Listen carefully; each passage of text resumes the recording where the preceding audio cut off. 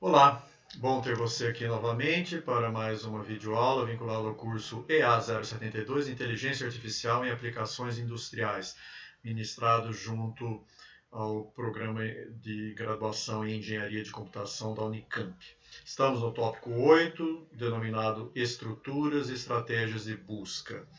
Os temas principais desse tópico vão ser o algoritmo de busca informado chamado A estrela ou A asterisco e Simulate Annealing e busca tabu também. Esses três algoritmos são os personagens principais aqui do tópico 8.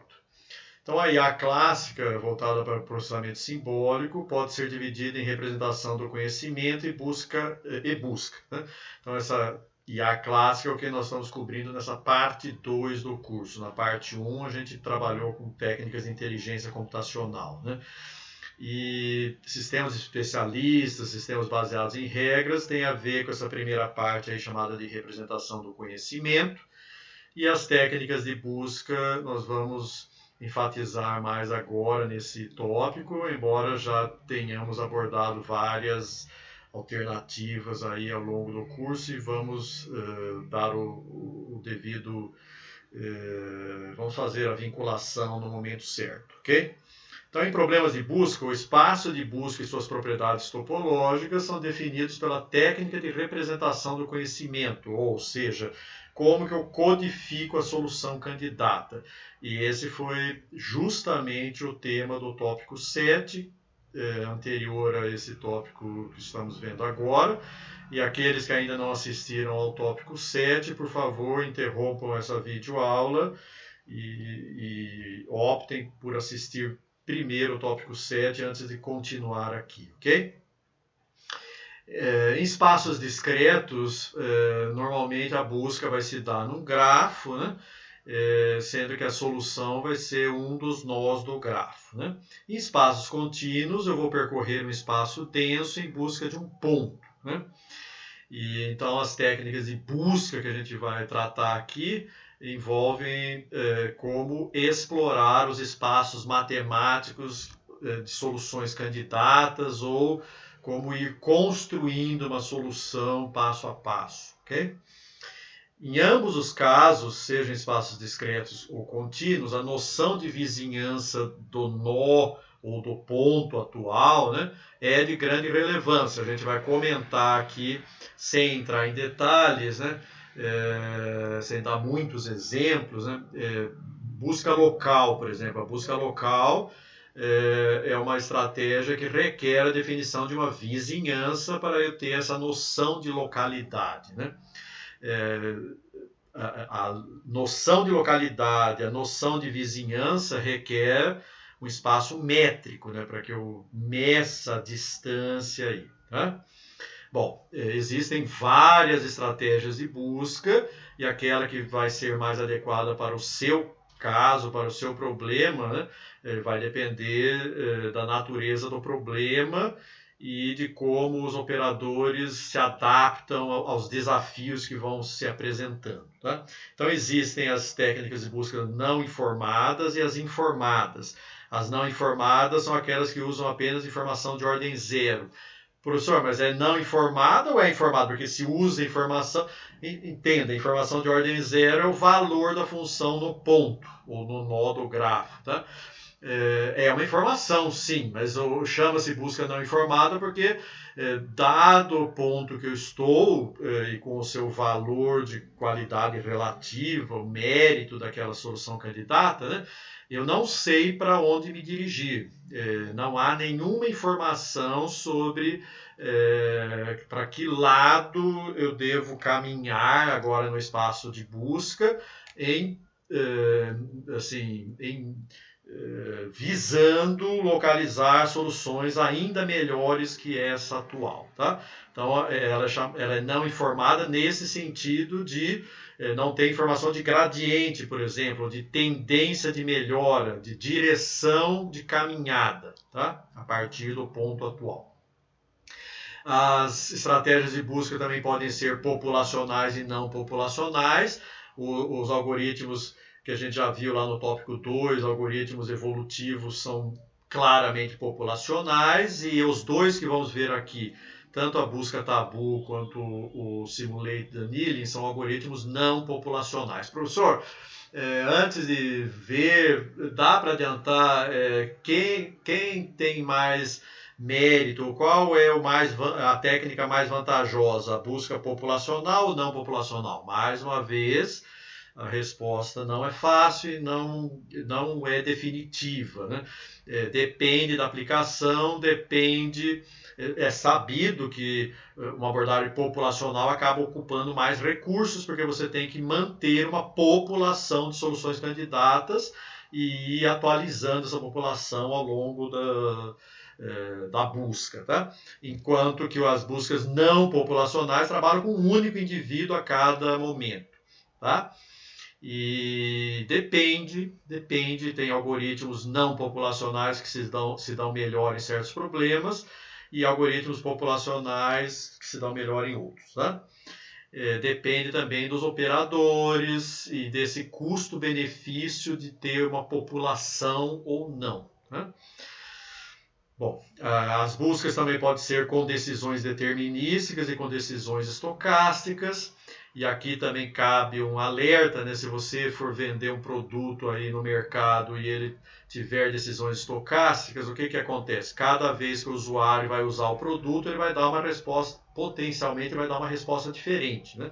Talvez próxima, talvez de boa qualidade também, mas é um pouco desconfortável e o usuário pode não entender o que significa um algoritmo de decisões estocásticas e pode acabar sentindo um desconforto com essa ausência de replicação, né, de soluções. Então, normalmente, em algoritmos que envolvem decisões estocásticas, os produtos comerciais normalmente setam, né, definem a semente da geração aleatória, de modo a sempre produzir o mesmo resultado, como nos algoritmos determinísticos, né? Também a busca pode ser com garantia de convergência ou sem garantia de convergência para a solução ótima, né? Embora essa propriedade pode depender do tipo de problema também, né? Então são os algoritmos exatos, algoritmos de busca exatos e os algoritmos de busca aproximados ou heurísticos aí, né? E pode ter ou não busca local. A busca local se justifica sobre dois aspectos. Quando a busca global não é tão competente sozinha, e quando, ao usar a busca local, eu tenho um ganho de performance que compensa o aumento do custo computacional, porque a busca local vai tornar o algoritmo um pouco mais pesado, ela vai usar informações específicas do problema, tá? Então, mais uma vez, depende, né? Que algoritmo é melhor, com busca local ou sem busca local? Depende, e em certos problemas fica evidente que eu preciso desenvolver uma estratégia de busca local. E normalmente, para isso, eu exploro as peculiaridades do problema, a simetria, por exemplo, do espaço de busca, alguma coisa assim, para guiar as minhas decisões e tornar a busca local com um custo-benefício positivo, tá?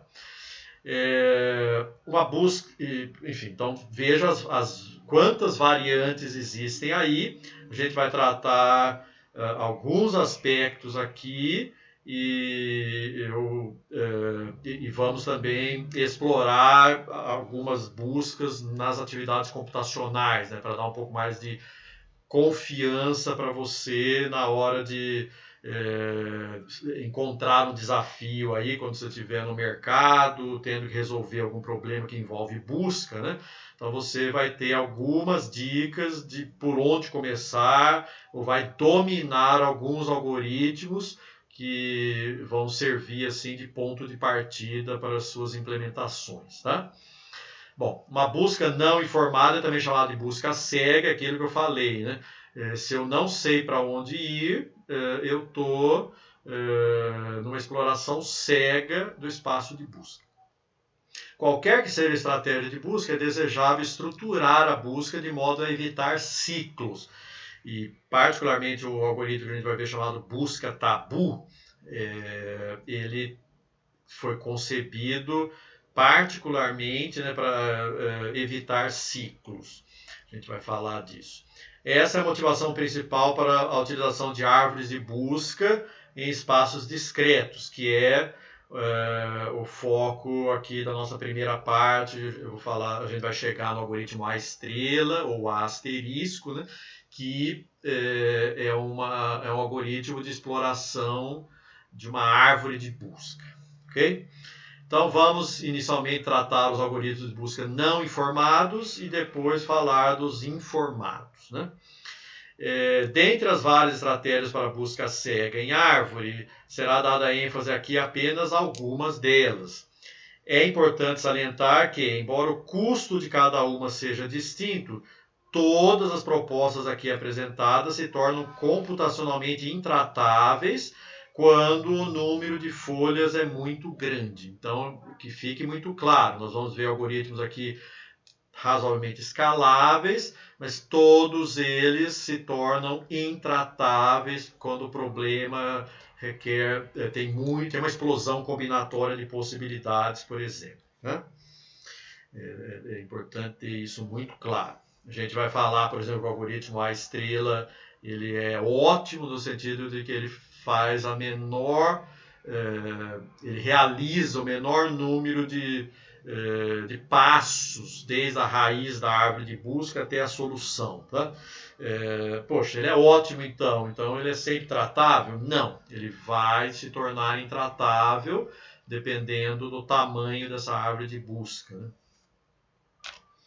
Então, por falar em árvore de busca, eu repito aquela figura apresentada no tópico 7 e dou crédito aqui a algumas figuras dessa seção 2, né?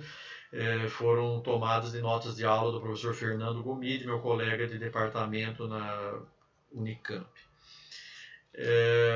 Tomando uma árvore enária, ou seja, todos os pais,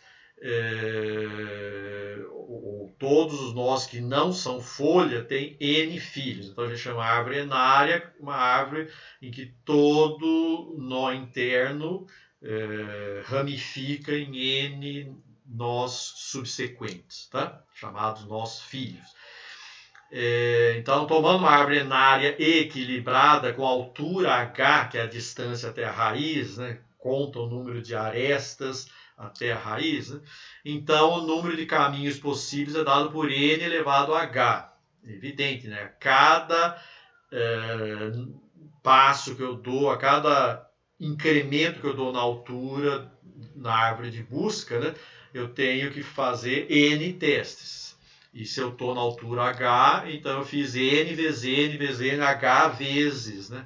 N elevado a H, portanto. Ok?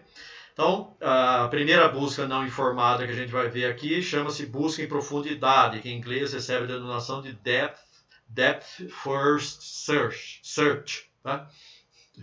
E nesse exemplo a gente vai trabalhar com a opção Left First. Tá?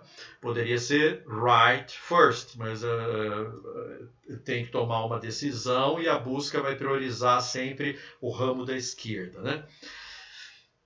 Então esse exemplo considera que a altura máxima da árvore é 3, então eu estou na raiz, vamos seguir aqui a notação, né? Em vermelho, eu estou na raiz, daí o próximo nó, supondo uma busca numa árvore binária, né? O próximo nó vai ser o left first, então eu vou testar esse nó aqui, tá? E se eu tiver mais como caminhar, eu vou testar o próximo, left first de novo, e de novo aqui, tá? E aí, terminado, não tendo mais o que testar em profundidade, aí eu vou fazer os testes para cá, depois para cá, e depois que eu vou para o lado direito, tá? Ok? Então, eu tenho que saber priorizar os nossos filhos, e aqui é uma árvore binária, mas se for uma árvore enária, né? Eu tenho que definir uma prioridade, e aqui eu estou definindo que os da esquerda são prioritários, tá? Então, é uma estratégia que percorre a árvore de uma forma sistemática, né? E tem algumas limitações aqui. A primeira desvantagem dela é que ela não garante encontrar a melhor solução. E aqui eu considero a melhor solução como aquela que se encontra mais próxima da raiz, ou seja, que requer o menor número de operações para ser alcançada. Então, evidentemente que se eu tenho o caminho mínimo que não é left first o tempo inteiro, né, a busca em profundidade não vai encontrar esse caminho prioritariamente, certo? E também uma segunda desvantagem é que ela não pode ser aplicada quando a árvore tem altura infinita, porque ela nunca para de buscar em profundidade, ou seja, ela nunca faz uma busca em amplitude, né? Nem que a busca em amplitude seja secundária, mas se a árvore tem comprimento infinito, ela sempre se aprofunda e sempre pelo left first, por exemplo. Então, a busca fica totalmente polarizada e não termina nunca, explorando muito pouco dos nós perto da raiz, tá? O que eu posso fazer, seja quando a altura é infinita, ou seja quando a altura é maior do que os recursos computacionais de que eu disponho, é fazer uma truncagem, né? Truncar a altura, tornando a altura limitada de acordo com a disponibilidade de recursos, né? Então eu posso travar a busca em profundidade numa certa altura máxima aqui, né? De acordo com a disponibilidade de recursos computacionais, certo? Bom, a definição da altura máxima, então, deve levar em conta essa limitação de recursos, tanto de processamento quanto de memória, além de requisitos do problema. Adianta eu buscar até a altura 3 num certo problema? Eu vou chegar em alguma solução de qualidade razoável, eu preciso pelo menos altura 10, tá? Então depende de requisitos do problema. Então deve haver uma chance não desprezível de encontrar a solução ou uma solução aceitável ali, aproximada, tá? Então na priorização dos nossos filhos, de novo aqui é utilizada a estratégia left first, mas isso é arbitrário, poderia ser right first, né? Agora vou falar da busca em amplitude ou largura, que em inglês recebe a denominação breadth first search, ok? Então eu, como o próprio nome está dizendo, estando na raiz, quando eu desço um nível na altura da árvore, eu primeiro procuro todos os nós nessa altura, para depois ir descendo também numa estratégia left first, né? Para o próximo nível, a próxima altura, e aí eu busco todos que estão nessa altura aqui, enquanto eu não acabar a busca nessa altura, eu não sigo em profundidade, tá? Então, diferente, é o oposto, é o contrário, né, da busca em profundidade. Aqui eu priorizo a amplitude, a largura e pago o preço de demorar para me aprofundar, enquanto que a outra faz o contrário, tá? A desvantagem dessa proposta é que ela produz um aumento expressivo no uso de memória, porque tem que ficar o tempo inteiro mantendo um monte de soluções em potencial, que ainda não chegaram a nenhuma a meta, vamos chamar assim, tá?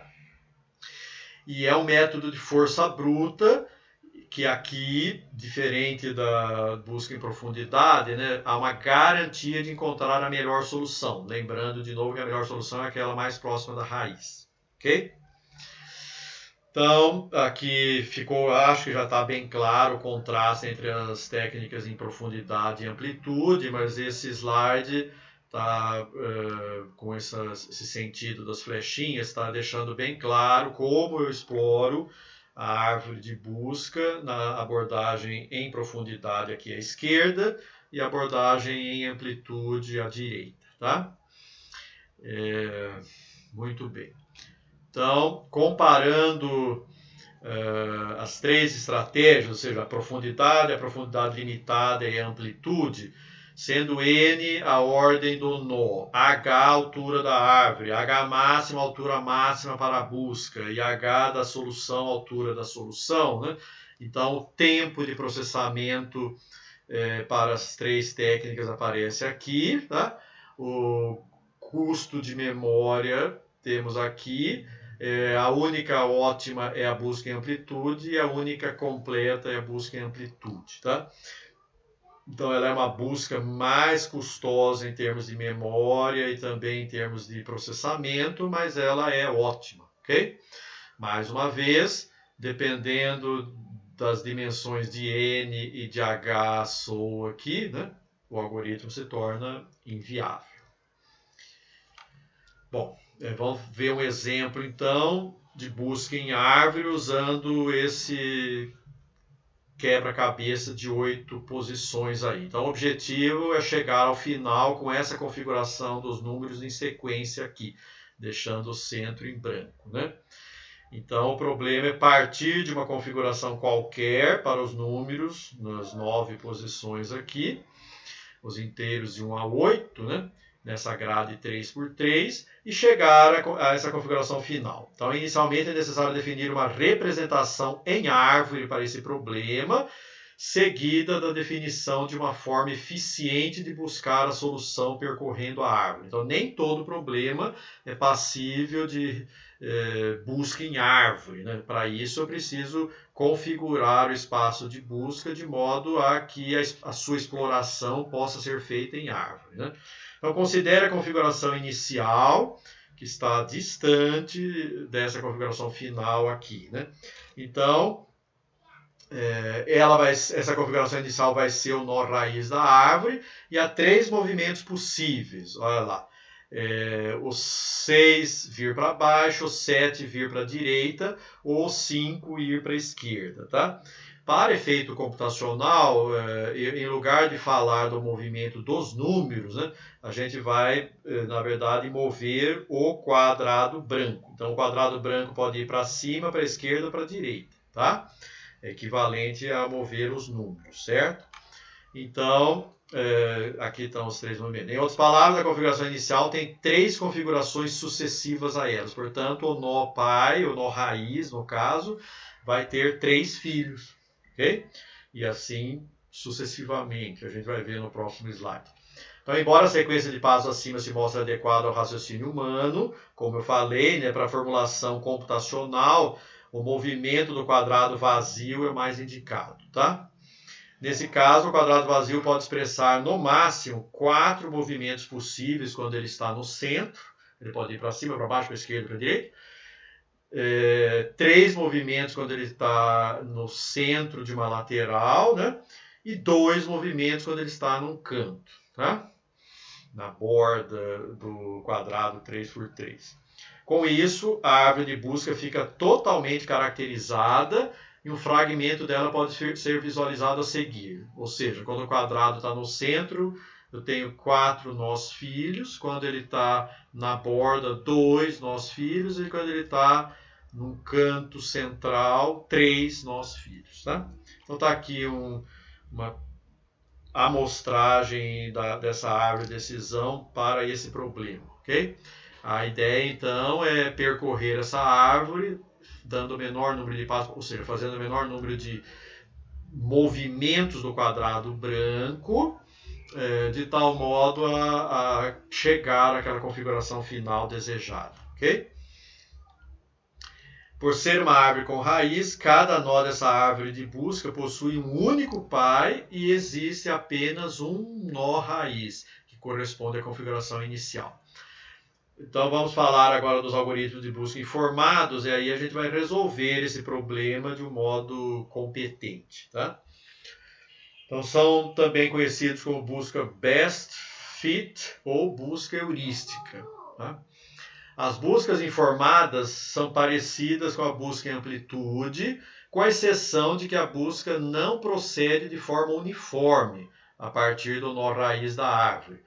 Ela vai usar a informação para polarizar a busca, né? Se ela não tem informação nenhuma, ela faz uma busca não polarizada, ela não prioriza nenhum nó filho, ela faz uma busca em amplitude, portanto, tá? Então, de acordo com heurísticas ou informações específicas do problema, é possível definir uma ordem de preferência entre os caminhos possíveis a partir do nó raiz. Logo, recorrendo a um pouco mais de informação, é possível ser mais eficiente. O problema aqui é dispor dessa informação, ou dado um novo problema, um problema que você vai começar a estudar agora, né, como conceber essas heurísticas de modo a que a priorização faça sentido, ajude de fato a encontrar rapidamente a solução ótima do problema. Tá? Logo, em outras palavras, o melhor caminho até a solução é obtido pela adoção de decisões do tipo best fit a cada passo. Para tanto, estimar duas coisas, né? O custo de se chegar a cada nó, ou seja, da raiz até o nó atual. Eu vou chamar isso de G de N, onde N é o nó atual. Né? E o custo do que falta até a solução, né? Ou seja, o quão distante eu estou da solução, que eu vou chamar aqui de H de N, passam a ser de grande relevância. Sei? Ok? Então, estando eu no nó N, eu devo poder calcular dois custos. Quanto eu já gastei da raiz até esse nó N e quanto falta gastar de recursos estando no nó N até a meta. Okay? O primeiro custo chama-se G de N e o segundo H de N. É o que está sendo mostrado aqui em vermelho. Tá? Então, prestem bastante atenção. A gente vai trabalhar daqui para frente bastante com G de N e H de N. Ok? Então, G de N é o custo da trajetória até chegar em N e H de N é uma estimativa do custo de N até a meta. Evidentemente, esse custo é determinístico, porque eu sei que eu caminhei até aqui. Agora, quanto falta para chegar na meta, se eu soubesse, eu já sei onde ela está. Então, eu normalmente não sei. E, portanto, eu vou ter que recorrer a uma estimativa. Então, o H de N normalmente é um custo estimado, enquanto que o G de N não. É um custo determinístico. Então, a decisão para que nó seguir é determinada na busca de custo uniforme, né? Pelo custo de se chegar àquele nó, na busca gananciosa, pelo custo estimado de se alcançar a solução a partir do nó corrente, e na busca A pela adição de ambos os custos. Então, a busca de custo uniforme trabalha com G de N, a busca gananciosa com H de N, e a busca A trabalha com G de N e H de N, com a soma dos dois. Seguem definições mais completas para as métricas envolvidas. Então, G de N, que é chamado fator de altura, é o custo do caminho de custo mínimo entre o nó raiz e o nó N. H de N, chamado fator heurístico, é o custo estimado do caminho de custo mínimo entre o nó N e o nó solução, considerando todos os possíveis nós solução e todos os possíveis caminhos entre esses dois nós. Ok? E F de N é a soma dos dois, é o custo do caminho de custo mínimo entre o nó raiz e o nó solução, considerando todos os caminhos que passam pelo nó N. Note que F de N0, N0 é o nó raiz, é igual a H de N0. Portanto, é o custo estimado do caminho de custo mínimo entre o nó raiz e o nó solução. Esses algoritmos de busca só são válidos junto a problemas para os quais, conforme aumenta a altura da árvore, o custo da solução vai aumentando monotonicamente, ou seja, o custo junto a cada aresta da árvore é não negativo, ok? Então, eu tenho que ter, conforme eu ando, conforme eu caminho e me afasto da raiz, o custo tem que ir aumentando. Tá? Uma outra restrição mandatória para a validade das técnicas é que o número de filhos de cada nó pai da árvore de busca seja finito, certo?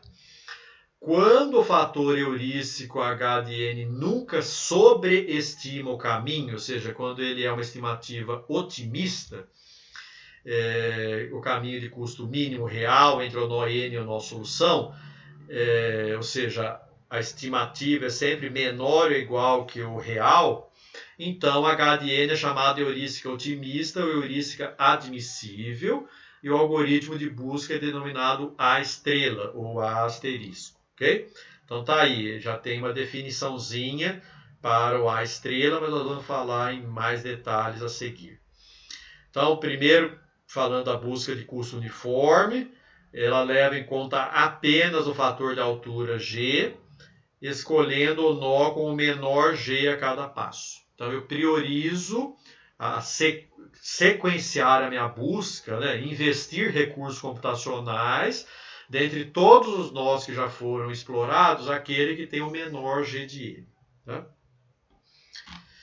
Então, exemplo. Vamos pegar esse problema aqui, eu tenho que partir do nó inicial S e chegar no G. Qual é o caminho de custo mínimo? Essa é a solução, né? Então, eu estou no S, eu posso seguir ou para o A, ou para o B, ou para o C. Então, olhando aqui, o G de N menor é o A, que deu 1. Tá? Então, é a partir dele que eu vou seguir agora. Né?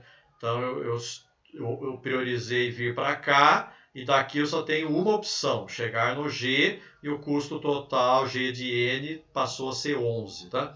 Veja, ainda aqui já não adianta seguir mais, porque eu já estou com custo de 15 e eu já tenho uma solução de custo menor, tá? E aqui ainda não cheguei lá.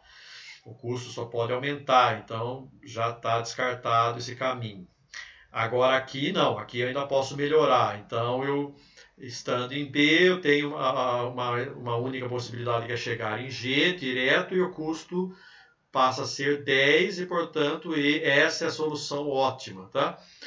No entanto, eu busquei uma outra solução antes de chegar na ótima. Portanto, não é a busca que faz o menor número de testes. O asterisco vai ter essa propriedade. A busca de custo uniforme que só usa o G não consegue. Tá? E agora vamos falar de busca gananciosa, que é aquela que só usa o H. Okay? Então a busca de custo uniforme só usa o G, e a busca greedy só usa o H. Para exemplificar a busca gananciosa, vamos usar então esse problema aí do posicionamento dos números aí no quadrado 3×3. Então considere novamente aquela situação inicial. E eu quero chegar a essa configuração final. É um exemplo um pouco frustrante, mas ele ilustra como funciona, mas também ilustra que a busca gananciosa, como a gente já previa, né? Como assim já previa, professor? Toda vez que eu falei de greedy search, eu sempre disse que as buscas com essa característica são sujeitas a mínimos locais, né? No caso aqui também não é diferente. Então, primeiro, como que eu calculo? Eu preciso trabalhar com H. O que é um H adequado para esse problema aqui do puzzle, tá? O número, por exemplo, é o número é a quantidade de números fora de lugar. No mínimo, né, para colocar os números que estão fora de lugar no lugar, eu vou ter que fazer um movimento, certo? Para cada um. E, portanto, essa é uma heurística otimista, porque o custo real, no melhor caso, ele vai ser igual a esse custo otimista aí, tá? Então, de fato, aqui eu tenho 4, depois vocês conferem, né, eu tenho 4 números fora de lugar em relação à solução desejada, por isso o H de N é 4 na raiz, tá? Aí, dos 3 movimentos possíveis que o quadrado branco pode fazer, a heurística otimista H de N vai dar 5 aqui, 3 e 5. Então, é esse nó filho que eu vou explodir agora. Né? E aqui ocorreu um empate entre esses dois. Né? Este nó vai levar até a meta. Né? No entanto, se eu usar uma estratégia quando dá empate, né, left first, por exemplo, arbitrariamente, ou se eu escolher com 50% de chance e cair para cá, eu vou continuar aplicando a busca gananciosa e não vou chegar a lugar nenhum. Se eu chegar, vai demorar muito para eu chegar, tá? Então, a busca gananciosa só trabalha com H, ela é bem intencionada, mas cai em armadilhas, cai em loops aí, tá? Finalmente, bom, então esse exemplo mostra que a busca gananciosa pode se perder em certas aplicações, geralmente porque não considera o quanto já se caminhou na árvore. E agora, então, vamos ver o algoritmo que resolve isso, né? Usa tanto o G como o H. É a chamada busca A estrela ou A asterisco. Como no caso das duas técnicas anteriores, essa técnica requer que a estimação do custo restante no próximo nó, que é o H de N, né, não seja nunca maior que o custo restante no nó anterior. Diferente das duas técnicas anteriores, sob essa hipótese, sempre é possível encontrar a solução ótima com a busca A estrela. A busca A estrela degenera para a busca amplitude quando a heurística não aponta preferência por nenhum caminho ao longo da busca. Tá? E a busca A estrela é completa, ótima e eficiente. É muito importante isso que está escrito aqui, tanto que eu vou repetir agora. Ela é completa, ótima e eficiente. Ótima no sentido de sempre encontrar a melhor solução, e eficiente no sentido de não ter nenhum algoritmo que use menos recursos do que este algoritmo aqui na busca. Tá? No entanto, sua complexidade ainda é exponencial e o seu uso de memória é intenso e pode se tornar intratável dependendo da explosão combinatória aí da árvore de busca. Existem na literatura adaptações da busca à estrela, visando torná-la mais tratável junto a classes específicas de problemas. Nós não vamos entrar em detalhes, só vou apresentar aqui o Iterative Deepening à estrela e o Simplified Memory Bound à estrela. Tá? Qualquer coisa vocês procuram aí no Google, mas nós vamos tratar só da versão clássica. Né? Então, veja, a árvore, a busca, a estrela vai trabalhar com F de N, o H, que é a soma de G mais H, o H é uma heurística otimista ou admissível, tá? A estrela expande todos os nós com F de N menor do que o melhor atual, tá? Onde eu cheguei agora na busca, né? E a primeira solução encontrada é garantidamente a solução ótima, ok? Então, nenhum outro algoritmo expande menos nós que o algoritmo A estrela. Portanto, é um algoritmo com o qual vocês devem se envolver e cuja técnica vocês devem dominar. Então, vamos finalmente trabalhar no exemplo ali do puzzle, com a busca à estrela e mostrar que com ela eu consigo chegar na solução ótima, explorando a árvore de busca de forma eficiente. Tá? Então, considere novamente a mesma condição inicial e novamente a mesma configuração final desejada. Né? Como heurísticas admissíveis H de N, a gente já falou ali de uma delas, né? Que é justamente essa primeira que está em negrito, quantidade de números fora de posição. Ela é uma heurística otimista porque para que o número vá para a posição dele, ele pode precisar mais de um movimento, né? Mas essa heurística considera que ele vai precisar de um único movimento. Tá? Então, nenhuma solução é melhor que essa estimativa otimista aqui. Pode ser igual, mas não melhor. Tá? Também eu posso trabalhar com a somatória das distâncias dos números que estão em posição incorreta até a posição correta. Tá? Ainda é uma heurística otimista, porque dependendo da configuração dos números, né, eu posso ter que fazer uma trajetória um pouco mais longa para pelo menos um número para que ele chegue no lugar dele. Tá? Enfim, então, nesse problema em particular, existe até mais de uma heurística admissível, e sem ela eu não consigo aplicar a busca à estrela. Tá?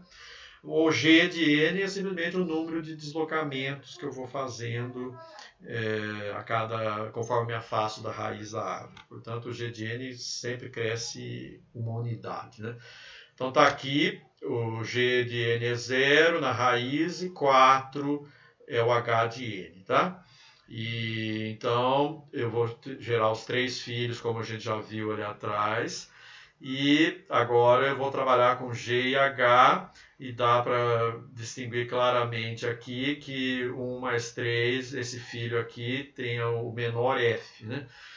Aqui ocorreu um empate, isso é muito interessante porque, embora a busca à estrela seja eficiente, nos empates a decisão de qual caminho seguir vai ser aleatória ou left first, right first. Tá? Então ela não tem, quando ocorre empate, pode ser que ela acabe buscando um pouquinho mais de nós do que o mínimo necessário, mas aí é uma questão do empate mesmo, não tem como definir uma preferência. Tá? E de fato, ela vai acabar, se ela escolher o da esquerda, ela vai acabar fazendo essa busca e as duas situações levam um F maior do que essa possibilidade aqui. Então ela vai continuar a busca e acaba encontrando o objetivo cujo custo é 5 mais 0, 5 ao todo. Tá? Então essa quantidade de deslocamentos aqui é a solução ótima desse problema. Eu explorei a árvore de modo eficiente e cheguei à solução ótima aplicando o algoritmo à estrela, usando G e H. Tá? Bom, então mesmo falando um pouquinho mais dessas heurísticas admissíveis que definem o H, né, mesmo sem conhecer o custo real, muitas vezes é possível garantir que o custo estimado não ultrapasse. É por isso que eu posso definir heurísticas H mesmo sem saber onde está a solução ótima. Tá? Exemplos. Quantidade de números fora de posição no quebra-cabeça de 8, que a gente acabou de ver, né? Rota mínima entre duas cidades, um problema, sei lá, de caixeiro viajante. Então, qualquer caminho entre duas cidades é maior ou igual ao comprimento da reta que as une. Então, tem particularidades dos problemas que me permite chegar nessas heurísticas admissíveis, né? Na literatura, quando se estuda o algoritmo à estrela, normalmente se pergunta qual é a diferença dele para o branch and bound, tá? Então a busca à estrela é mais poderosa e eficiente que o algoritmo branch and bound. Para quem não sabe o que é branch and bound, a gente vai ver no próximo slide, mas o nome está dizendo, né? Você ramifica e limita. Então você define sub-ramos da árvore de busca que não compensa explorar, porque ali não vai estar a solução ótima definitivamente. Tá? Mas apesar da busca à estrela ser mais poderosa e eficiente que o branch and bound, ela requer mais informação sobre o problema. Tá? O branch and bound trabalha, a gente vai ver no próximo slide, né? Trabalha com um único custo, né? Não com a soma de dois. Né? A seguir, então, é apresentado o princípio de operação dele num contexto de parcimônia aqui, de árvores filogenéticas. Eu tomei esse exemplo, esqueci de citar aqui, mas foi um pequeno lapso na fonte. Enfim, então temos aqui na raiz eu tenho um custo de 3 e cada um dos filhos tem um custo 7, 9 e 8. Tá? Então, eu vou explorar primeiro esse sub-ramo da árvore, que é o de menor custo, né? E eu tenho 4 possibilidades de solução aqui com custo 9, ok? Mantenho essas 4. Eu tenho algum custo menor que 9? Tenho 8 aqui, né? E se eu continuar aqui, chegar num nó terminal, eu encontrei uma solução de custo 8. Portanto, nenhuma dessas é a solução ótima, embora eu explorei esse sub-ramo. Esta é a solução ótima e esse sub-ramo que ainda não foi explorado já tem um custo maior do que o que eu já encontrei para a solução ótima. Então, eu faço um bound aqui e não exploro 1/3 do espaço de busca, nesse exemplo, ok? Então é uma técnica eficiente, mas não é tão eficiente quanto a estrela. Mas também não requer tanta informação quanto a estrela, certo? Bom, então vamos tratar aqui dos outros dois personagens principais desse tópico 8, são chamados algoritmos de busca com decisões estocásticas e são algoritmos não populacionais. O primeiro dele é chamado Simulated Annealing, e ele foi derivado dos processos de siderurgia, de produção de ligas metálicas, né, particularmente o aço. Tá? Então, para produzir aço, a gente faz um cozimento da liga e resfria, permitindo que os átomos se assentem. Tá? Então, se eu resfrio muito rapidamente, eu não dou tempo dos átomos se organizarem em configurações de menor energia. E aí o aço vai ficar muito duro, mas quebradiço, por exemplo. Se eu dou tempo das moléculas se organizarem em estados de menor energia, aquela liga metálica vai ficar mais flexível e, portanto, ela não vai quebrar tão fácil, ela vai poder ser envergada sem quebrar. Então, vamos trazer esse princípio aí do cozimento ou recozimento simulado, né, em computador, tá? Porque eu posso aquecer a liga, resfriar, aquecer de novo e resfriar, definindo um perfil para a temperatura, né?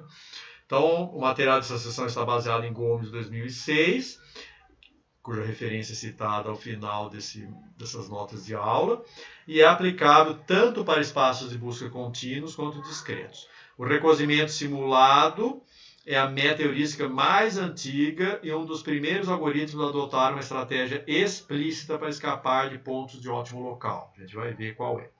O método é inspirado no processo de aquecimento de metais, como eu já falei, e vidros também, que assumem um estado de baixa energia quando resfriados de maneira lenta e gradual. A ideia básica é contornar pontos de ótimo local, permitindo a realização de movimentos que conduzam temporariamente a soluções de pior qualidade que a atual. A probabilidade de se aceitarem movimentos que levem a soluções de pior qualidade decresce ao longo do processo de busca. E esse decrescimento tem a ver com o perfil de temperatura. Eu vou trabalhar com uma variável chamada temperatura, e conforme eu vou abaixando a temperatura, eu tenho menos chance de aceitar soluções piores. Tá? Então vamos lá. Um primeiro aspecto importante que nem está escrito aqui, mas é um algoritmo que tem garantia teórica de encontrar o ótimo global, mas, para tanto, requer uma quantidade infinita de recursos computacionais. Se você der tempo infinito para o algoritmo, ele vai localizar o ótimo global, existe uma probabilidade diferente de zero disso acontecer. Tá?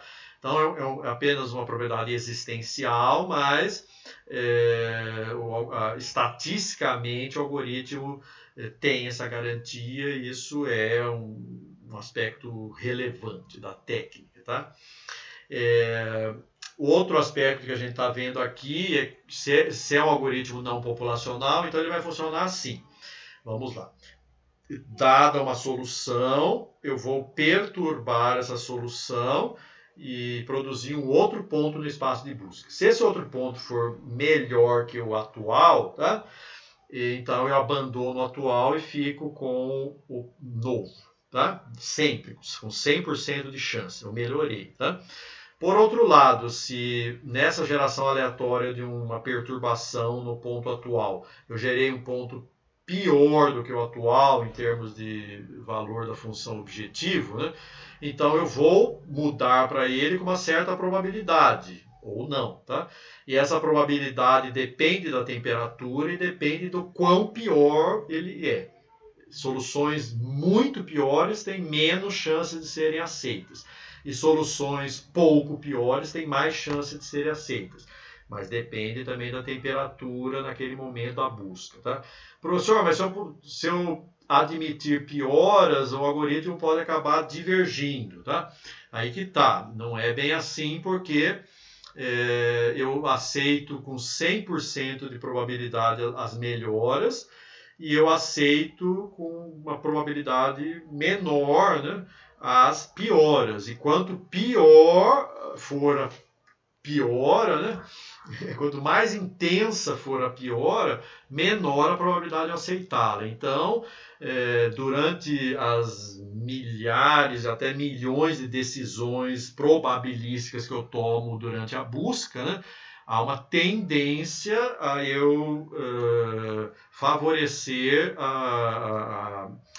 assim, soluções de melhor qualidade ao longo da busca. Embora de tempos em tempos vai haver algumas pioras, ok? Que seria uma estratégia de escape de mínimo local.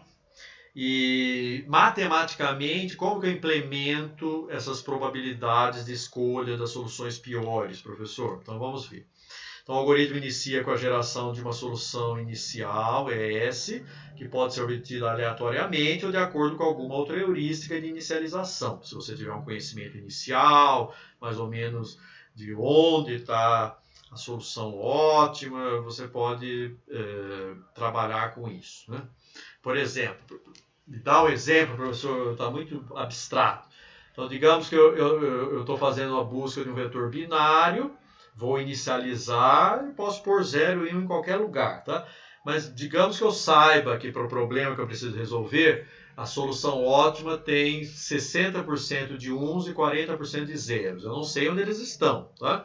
Eu não conheço a solução ótima, mas eu tenho essa informação privilegiada. Então, eu já vou inicializar o meu único indivíduo na população com 60% de uns e 40% de zeros, tá?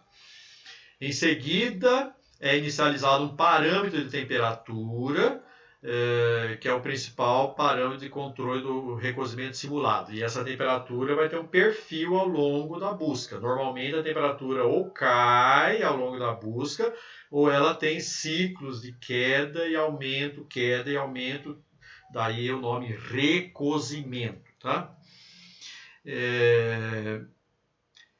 A cada iteração, uma solução vizinha S' é tomada aleatoriamente do conjunto de soluções vizinhas da solução atual. Então, eu tenho que ter uma certa definição matemática para a vizinhança da solução atual, tá? A aceitação ou não da nova solução S' leva em consideração 3 elementos: o custo da solução corrente S, o custo da solução S' em análise e o valor do parâmetro T. Então, quanto menor a temperatura, menor a chance de eu adotar uma solução pior. E quanto pior o critério para S', menor a chance de eu adotar aquela solução. Considerando o problema de minimização, caso o valor da função objetiva da solução em análise seja menor que o valor da função objetiva da solução atual, a solução em análise é aceita com 100% de chance.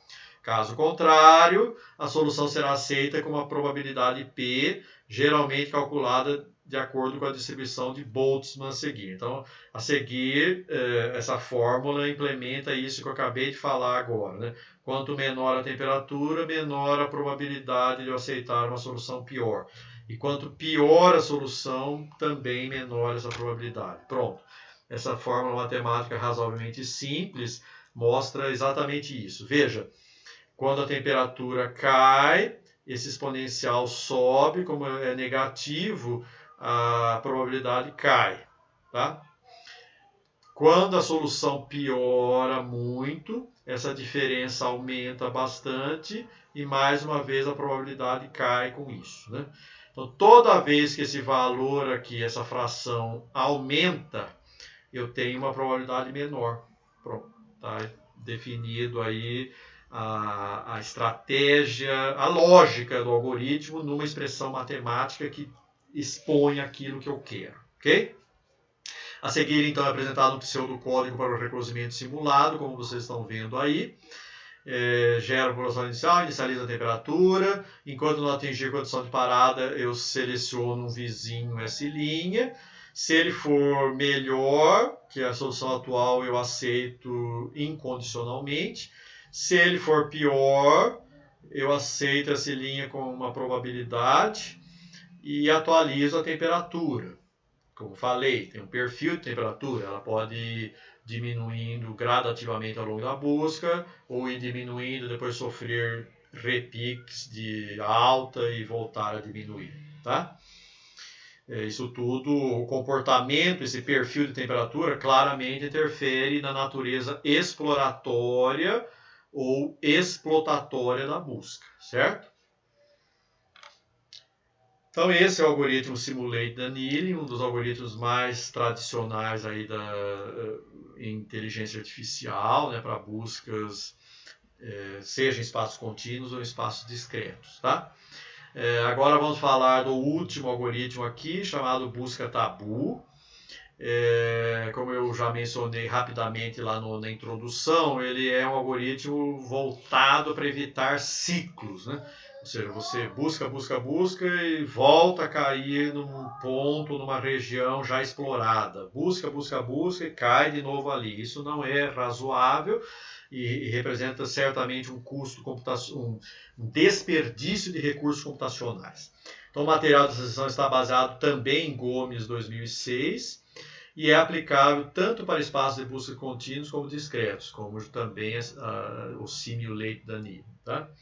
Então, a busca tabu é uma meta-heurística de escopo local provida da habilidade de contornar pontos de ótimo local prematuros. Então, eu quero escapar de ótimos locais, que é o mesmo princípio do Simulate Annealing, né?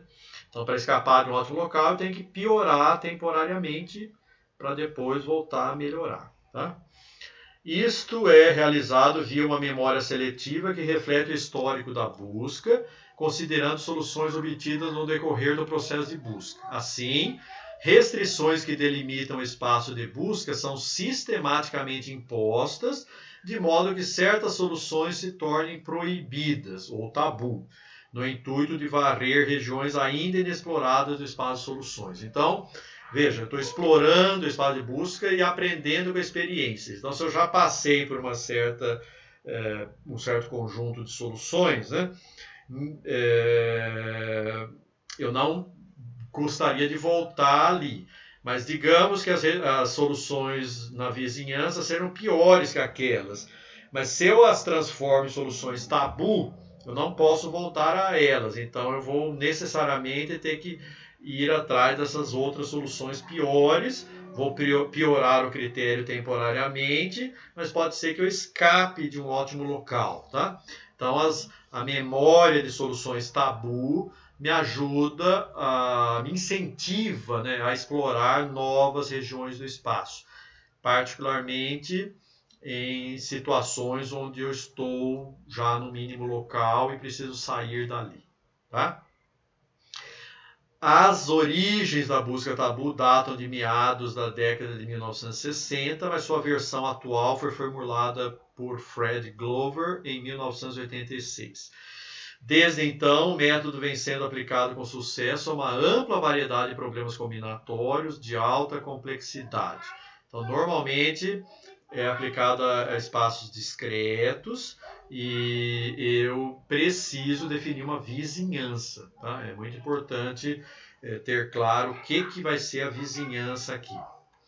Então, a busca tabu trabalha com base em uma única solução, portanto, é uma busca não populacional. O método de busca parte de uma solução inicial e a cada iteração a vizinhança da solução corrente é analisada. Na sequência, uma nova solução é selecionada do conjunto de vizinhos. Esse processo é repetido até que um critério de parada seja alcançado. Professor, mas como que essa busca na vizinhança é uma busca global nessa área restrita, né? A gente vai falar sobre as 3 possibilidades de busca. Já falamos isso, mas vamos falar logo a seguir, tá? Aguarda um pouquinho. Então, a principal característica desse método é que ele, não sei se eu falei aqui, que esse processo é repetido até que um critério de parada seja alcançado. A principal característica desse método é que ele opera com o objetivo de transcender a optimalidade local, permitindo a degradação da solução temporariamente, né, até a ocorrência de soluções e até a ocorrência de soluções infactíveis, tá? Então, claro que a gente tem aquela ansiedade, aquela ganância, né, de melhorar a cada passo. Mas justamente porque as soluções gananciosas nos levam a mínimos locais, às vezes de baixa qualidade, eu preciso fugir um pouquinho desse comportamento greedy. Tá?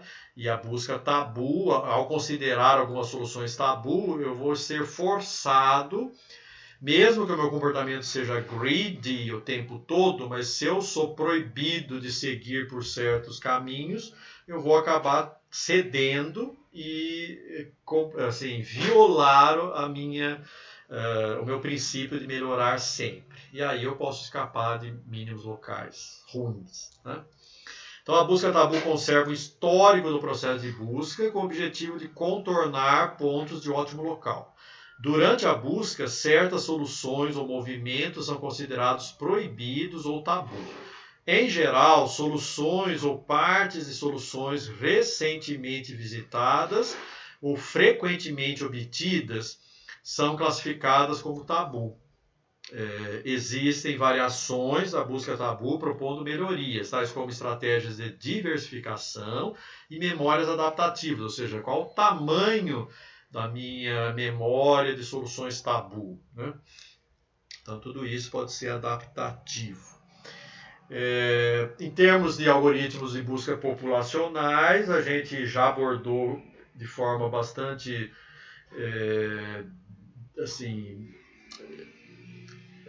detalhada, né, os algoritmos evolutivos no tópico 2 e, portanto, eu me dou ao luxo aqui de não cobrir outras... E também vimos, né, no tópico 4, lá, Particle Swarm Optimization, Anti-Colony Optimization, tá? Então, estamos já bem servidos de algoritmos de busca populacionais, tanto para espaços discretos como contínuos. Aqui eu volto a mostrar aquela figura marcante lá dos algoritmos evolutivos, mostrando que a população, num único passo de uma geração para a próxima, né, ela já se concentrou em regiões promissoras, tá? Ela não sabe que essas regiões são promissoras, ela apenas trabalhou com a informação de ordem zero, que é o fitness dos pontos.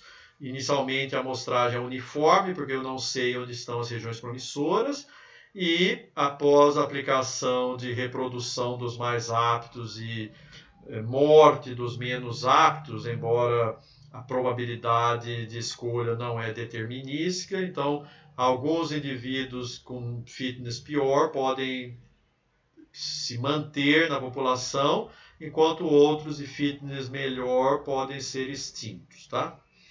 Podem perecer. Mas de qualquer modo, né, mesmo não sendo um algoritmo determinístico, e aqui é para justamente manter diversidade e tirar esse comportamento muito greedy da busca, né? Mesmo assim, vocês percebem que de uma geração para a seguinte eu tenho um progresso e um foco nas regiões promissoras, né? Com muito poucos recursos computacionais, eu já polarizo a busca para as regiões promissoras. Tá? Então esse é o que eu chamei lá de força evolutiva. Okay? Mas não são apenas os algoritmos evolutivos que são populacionais. Lá no tópico 4 a gente falou de 3, né? Não só o PSO e ACO, mas também os sistemas imunológicos. Quem não assistiu ao tópico 4, por favor, está convidado, tem uma videoaula associada. Bom, então eu falei que eu ia tratar lá na busca tabu, quando eu vou fazer a busca na vizinhança, né? Então, ou eu uso First Improvement, que é busco até encontrar uma melhora e paro, ou Best Improvement, que requer uma busca exaustiva na vizinhança atrás da melhora mais intensa, tá? Se a busca exaustiva for muito custosa, eu posso fazer uma busca exaustiva até bater no limite de recursos computacionais e pegar a melhor solução quando o alarme apitar. Tá? Então aqui, e com isso eu concluo esse tópico 8, temos aqui algumas referências bibliográficas, algumas vinculadas ao A estrela, outras a Simulate Annealing e outras a busca tabu. Tá? e outras aquelas buscas não informativas, não informadas ali atrás, ok? Então agradeço pela atenção de todos e aqueles que ainda não se inscreveram no canal, fica aí o convite para se inscreverem de modo a receberem notificações do lançamento de próximas videoaulas.